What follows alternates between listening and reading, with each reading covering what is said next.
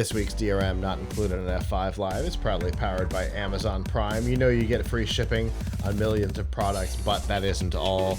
You also get free music with Amazon Prime Music, free TV, movies, and documentaries with Amazon Prime Video, free games, and a free Twitch subscription to support the content creator of your choice with Amazon Prime Gaming, and a whole lot more. We've got links to these features, plus a 30-day free trial if you're not a member, the ability to give it as a gift, and some of our other favorite features, all by going to f5live.tv/prime. Now, this story started around the time that we were ending our last episode, which happened to be on Tuesday.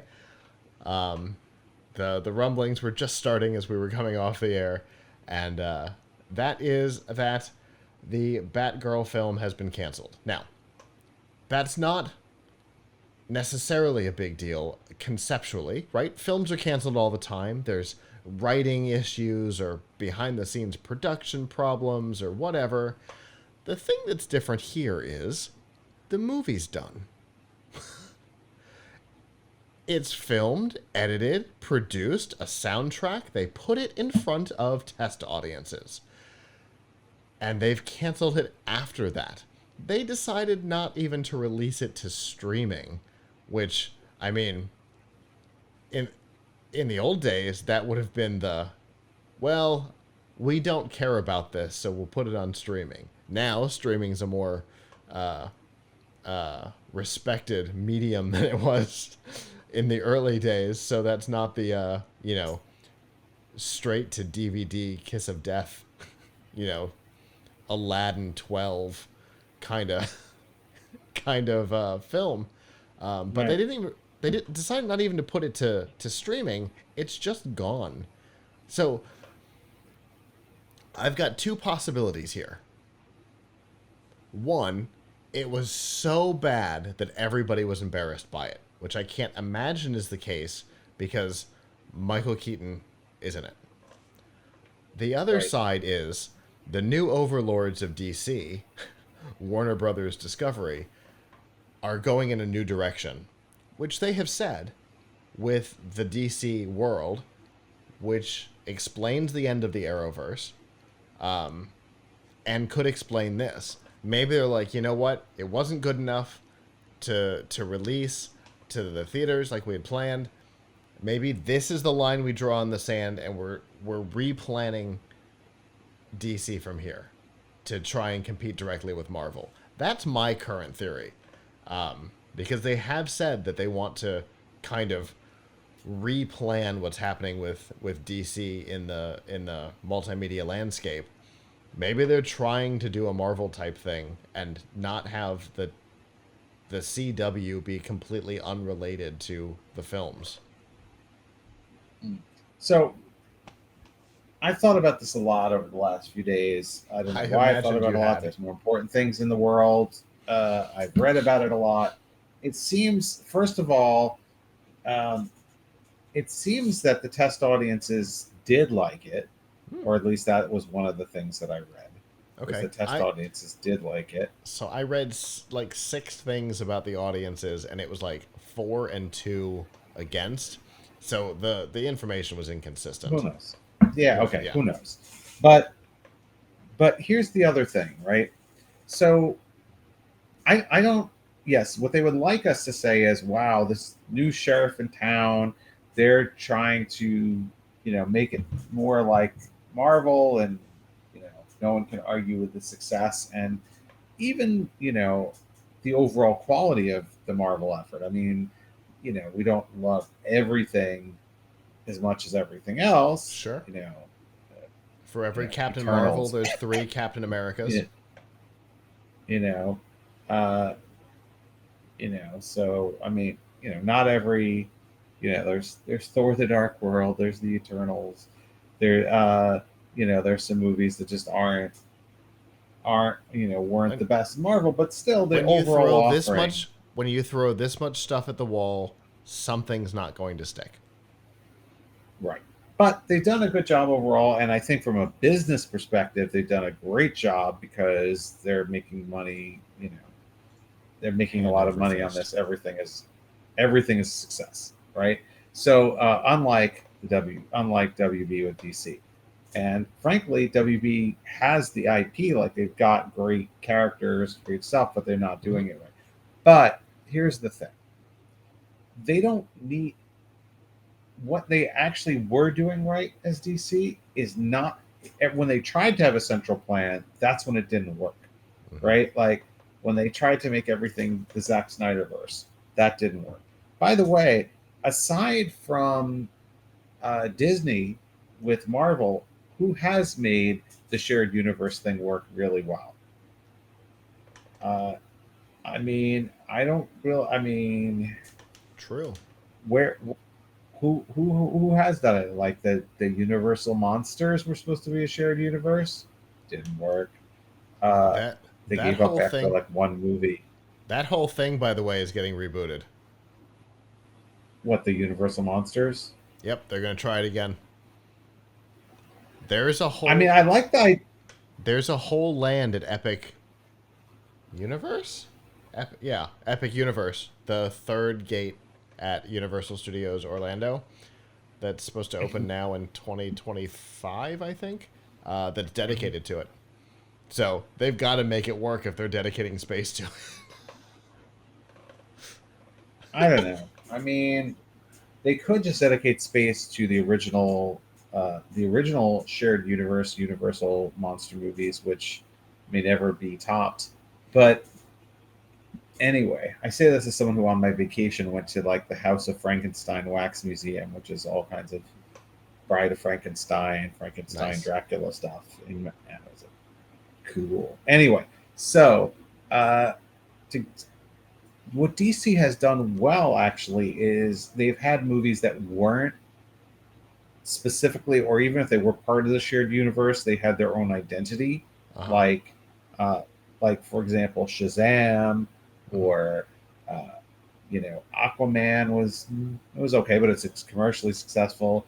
Or the Harley Quinn movie, Mm-hmm. right? Like those were, or the Joker movie, right? Like that's not part of the same universe. Or True. the most recent Batman movie with Robert Pattinson, right? Like that did Right. well. A lot of people liked it. So having and and then what are they going to do? Are they going to also cancel? I mean, isn't there supposed to be an upcoming season of Titans? Are they going to cancel that too? Are they gonna replace Nightwing with Big Ed from 90 Day Fiance because it's run by Discovery Channel? I mean, they this is a really this is they've had all kinds of different stuff that's not related to the other stuff, and some Yeah. of it is quite good. And so this is a lame excuse. I don't know what their problem is. I think one of the things is that they can take a tax write off if they never release it. So, so like they can actually make money by not like they cannot release it at all. They cannot. They can take a tax.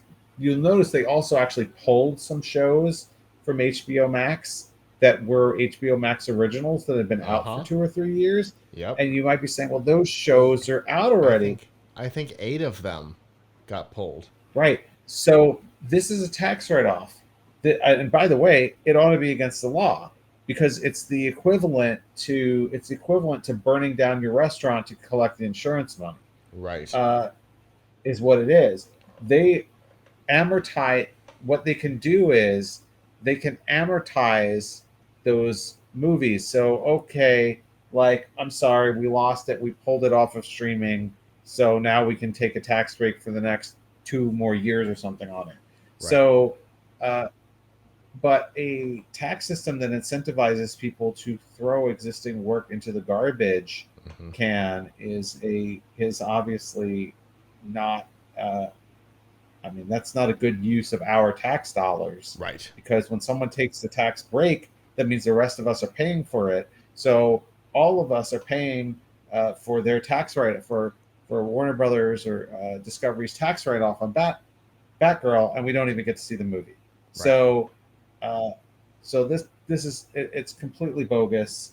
I mean, I think that um, the the new CEO has somewhat of a reputation of being, uh, not very friendly to diversity and diverse hires and things like that. So maybe he didn't like the fact that this is a non-white Batgirl, and I don't know, but I don't know what he's thinking, but but this is, first of all, this is just really going to blow up in their face. This is not a good public relations move at all. Mm-hmm.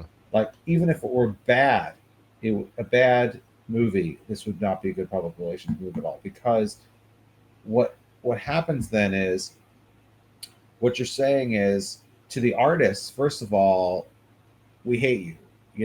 Why Yeah. would you, if you were an artist, would you ever work for this company? Right. I mean, I know they got paid, like, Michael Keaton got his check, and all those folks got their checks, and they weren't expecting residuals anyway, I guess, because this was supposed to go to streaming. It wasn't supposed to go to the movie theater. Okay. It was Yeah. commissioned for streaming. So they spent $90 million on this, and they're going to throw it in the garbage can because they claim that it will cost them money to release it, which I don't understand how that is the case. Something about marketing, but if you just put it on HBO Max, I don't see how that's marketing. I mean, part of it also is that they're going to kill HBO Max too, and combine it with Mm-hmm. Discovery Channel. So they're trying to turn what was otherwise good IP into Discovery Channel, Right. and I think that is a huge mistake. But also, no matter what the quality is of the DC movies going forward, that they've sent a message to artists that you shouldn't work with us, This is going to hang because over their heads. we, like, the fans. This is a bad taste in the mouth of the fans, but it's also a bad taste in the mouth of the artists. Would you want? And then on top of all of that, they felt it necessary to cancel this film, but no problem with the Flash movie that hasn't come out yet. Right. Where there's huge controversy Uh about the huh. star. Yeah. Controversy is an Now, understatement. yeah. Now, to be fair, if you were judging, if if it were really true that the quality of this movie is so bad, and their only goal is to judge the artistic quality, and the artistic quality of the upcoming Flash movie might be really good if you don't think about the star Right. and what they are doing right now in their private life.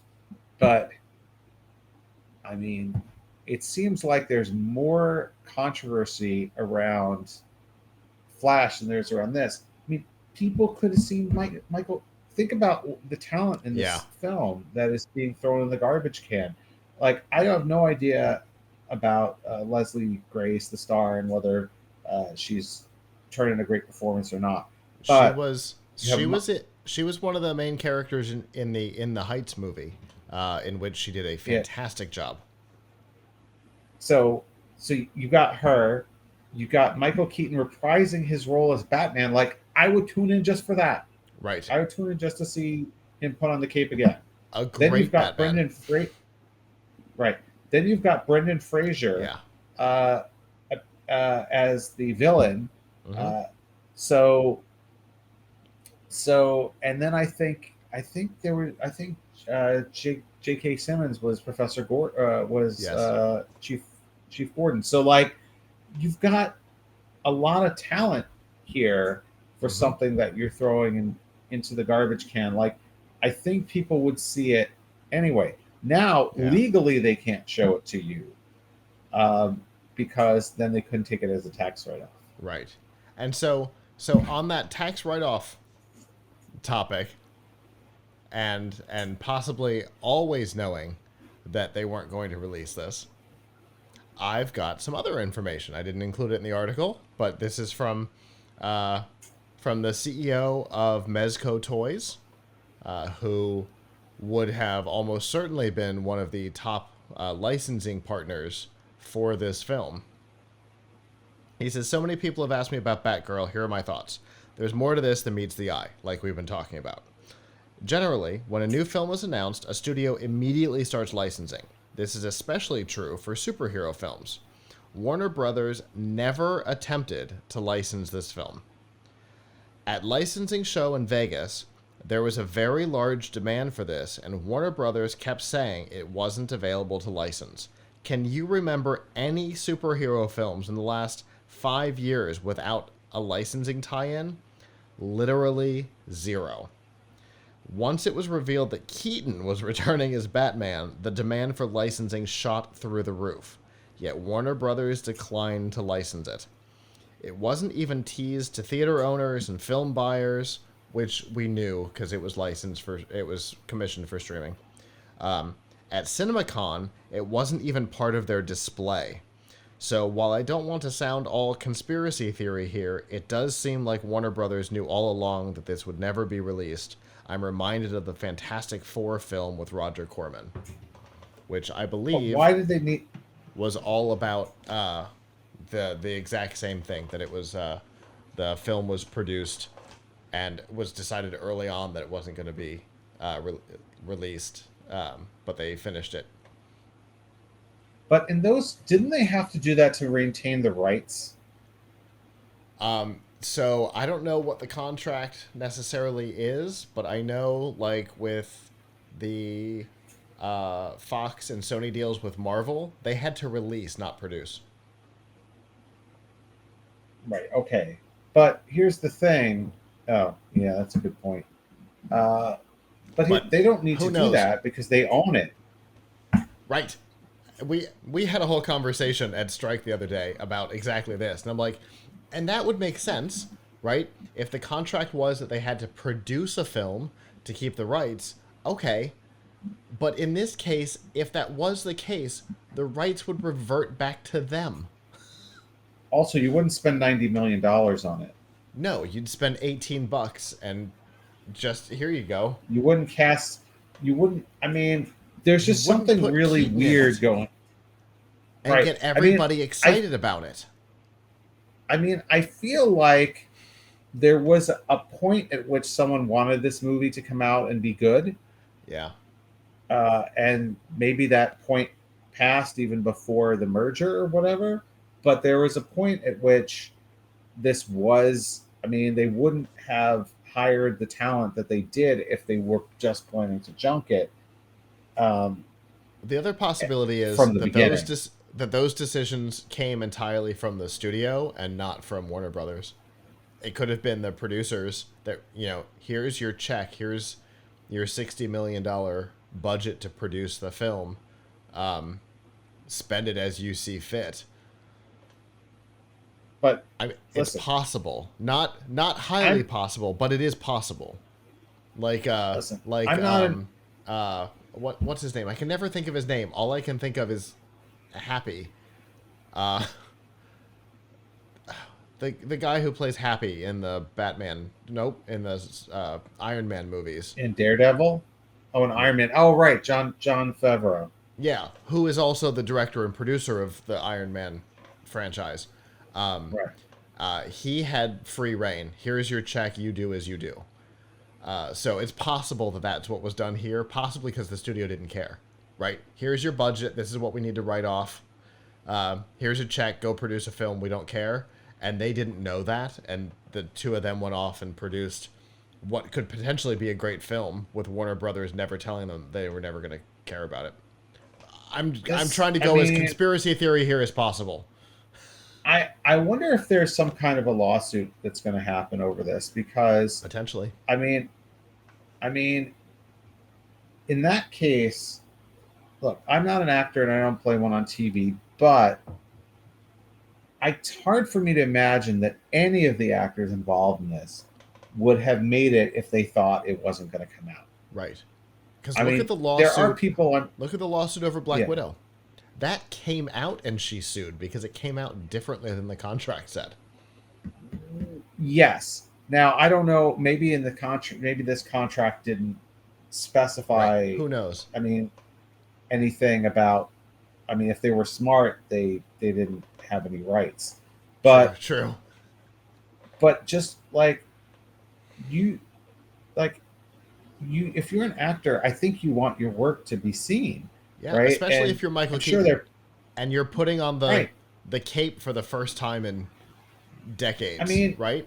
You're doing it because you want to be in that character right. This is again. an And you Oscar. and This he is an throws Oscar his caliber. everything into everything he does.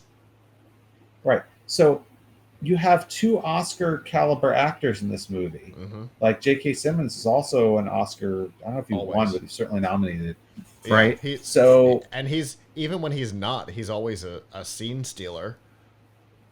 right. So you've got like two like really like high. I mean, you've more than two. You've got several really high quality, high Brendan Fraser. actors in this. Brendan Fraser, and they're going to be like, I don't think any of them is going to be like, yeah, you know what, you pay. I mean, listen, I'm sure they're glad to get their paycheck, but like, I doubt that there's anybody out there short of someone who's just not making any money in acting who's like, yeah, I'm going to go and I'm going to go and I'm going to act in something that's no one will ever see. Yeah, Like, and I'll take my $35 and a sandwich and be happy with it.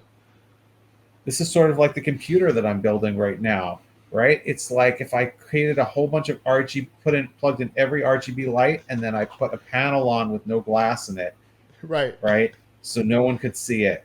Um, You put why one would I big do that? sticker over the glass. Yeah, yeah. If I marketed it over or whatever, like, but I would know on the inside that it looks That it was great if there. only someone could see it. Yeah, I mean, Right. that's And just that's the situation we're in here. There's all these people, not just the actors. There's the directors who based on the way they've responded to what is happening, they put their everything into this. Oh, the other thing is, could they sue for defamation? Potentially. I mean, because if I think the interview with the CEO, he said something like he didn't believe in the movie or some. It wasn't a good movie. Like, that's damaging to their reputation. Yeah. Yeah. That's True. very damaging. That's very damaging to the reputation of the directors. The fact Like, that Kevin and Feige possibly of the star. publicly reached out to them might hurt them in a lawsuit, but yeah, there's probably plenty of standing there. I mean, do they have to prove that they didn't get work because of it? I mean, like, I don't know. This is extremely defamatory of their work. Like, he is. publicly said that it wasn't. We didn't believe in this movie, so that's why we're not going to release it. We're not going to release something that's not good, which is kind of funny when you see the movies that they have released. So, also, if what they're saying is they want to reboot the whole universe, why are they still coming out with the Flash? Why are they still coming out with Black Adam? Why are they still coming out with the next Shazam? Or are they canceling all of those too? Right. Exactly. Who knows? This is all absolute chaos. Like he said, it feels like this was longer in the making than it looked like. That it wasn't just like a last second. We saw it. We don't believe in it. We're moving on. It does feel like. I mean, if they were actively not licensing it, even after. Yeah, that sounds a red flag. Very suspicious. Yeah, that sounds very suspicious. To me. But I mean, that this would be a shockwave, because now if I'm an actor, like, and I'm an A-list actor, I would maybe have something put into the contract that, like, you're going to release this work. Yeah, the union. I have a feeling the union's going to have something to say about this. Several unions are going to have something to say about this, because there's a lot of people who negotiated their contracts based on residuals, which is exactly what the lawsuit over Black Widow was, right? A lot of people negotiated their contracts based on expected residuals. They took a lower base to get a cut of the box. There's probably residuals involved in this in some way, shape, or form. How? There is a there's a mechanism for DVD it. release or something. I do not understand the mathematics behind it. I do know that there is some sort of a mechanism for it. I've tried to understand it and I don't get it. It has something to do with, similar to music streaming. I think it has something to do with a number of unique plays or something like that. I don't know. Bigger than I'm prepared to deal with. It seems massively complicated. I would love to have. I would love to have a Hollywood agent. I'd love to have a Hollywood agent, if there are any listening, reach out and explain how that works. We'd love to have you on the show to explain how residuals in video streaming work. That would be awesome. Anyway, I know that there's some mechanism for it, and so for it to never be released seems, especially with information like this, where it seems like there is a long-term plan not to release it, since apparently before Keaton joined the cast, which would be a huge right? Because what he's saying is he tried to license this film before Keaton joined the cast and then tried again after. Then anyone who joined, if they could get those emails or whatever that was about that, right? This is going to be a mess. Yeah. This is going to make the Black Widow thing look calm by comparison. And that was publicly messy for Marvel and Disney. This is going to make that look calm, I think. Yes. We will definitely be following this. I'm going to try and reach out to some friends and see if I can get maybe their agent to come on and explain how the residuals work. That would be pretty cool. So we can understand this better. We talk about it too frequently at this point. I feel like we and our audience should understand how this mechanism works. I mean, I would love to know. I would love to know. I'll see what I can do. I'll reach out to some people. That would be fun. But anyway, we will be keeping an eye on this because I feel like this is far from over. This is going to get way more interesting and way messier over the coming weeks. Hello, YouTube. Thanks for watching, and I hope you enjoyed this episode of F5 Live Refreshing Technology. If you did, please subscribe to the channel down below, and of course hit the notification bell because we know that subscriptions don't mean much on YouTube anymore. If you've got topics that you'd like us to talk about in the future, please comment them down below. And if you'd like to not follow us on YouTube, there's lots of ways that you can follow along with our content by going to PLUGHITZlive.com/subscribe. There you'll see all of our shows and all of the ways that you can watch, listen, and follow along.